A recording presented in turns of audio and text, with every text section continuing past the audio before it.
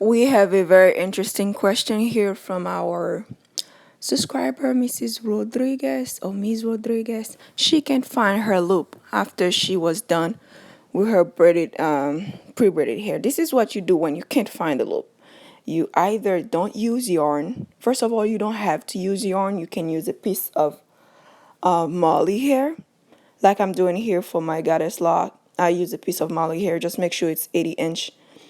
Or you can use the wooden stick that I showed at the beginning of the video. You can find that from Walmart. Those are the easiest thing to use to make the loop.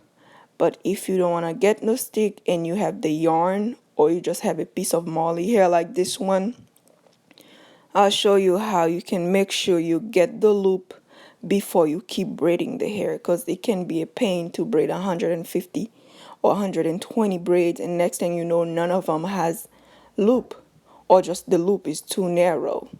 I think this is what Miss Rodriguez did. She wrapped the hair around the yarn and then she made the twist. She twists the hair right here and then we do like I did in the previous video 202. We take 1/3 of each strand, 1/3 of this one as well, make all three the same density before we start braiding. I think she started braiding without making the loop first. See what I'm doing here? See, I just start braiding without thinking about the loop. There's no loop here. I think that's what she did. I'll show you next what you should do before you keep braiding the hair like that.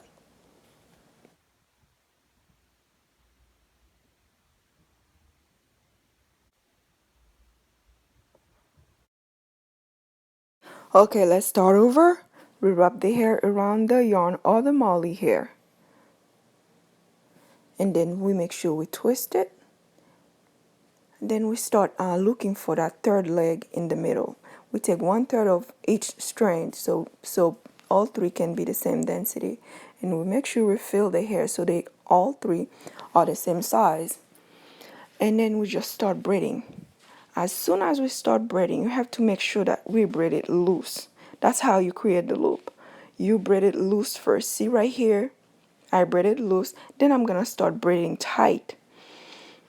And then I take my pinky and check to see if that hole is in there, which is the loop. Before you do the entire braid, you just check. Once you're used to doing box braid, you won't even check. You're just gonna look and see that that loop is there. See, I'm checking. The loop is there. Now I can just go ahead and braid as many braid as I want.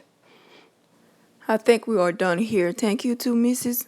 or Ms. Rodriguez for the comment. Thank you for watching my videos, and thank you to anybody who watches my videos. One more thing, in case you don't want to start over and you force that braid who doesn't have any loop to have a loop, in case you force it to have that loop, when you crochet it, it's gonna hurt the person. It's not gonna be easy to crochet, and if you ever do it, it's gonna be very painful because I've been there before.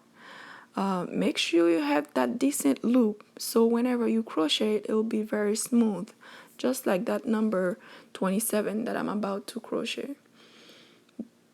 Let's see, where is it? Okay, right here. This is way easier to crochet because the loop is very decent and it won't hurt the person. But the other one, I had to force it to get through the cornrow, so don't do it, it'll hurt the person. And if you do it on the edges, it'll take the edges out too because it's gonna be tight. I think we're done here. Let's see what else to say.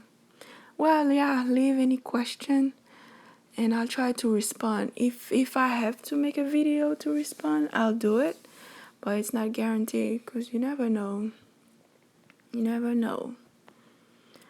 Huh.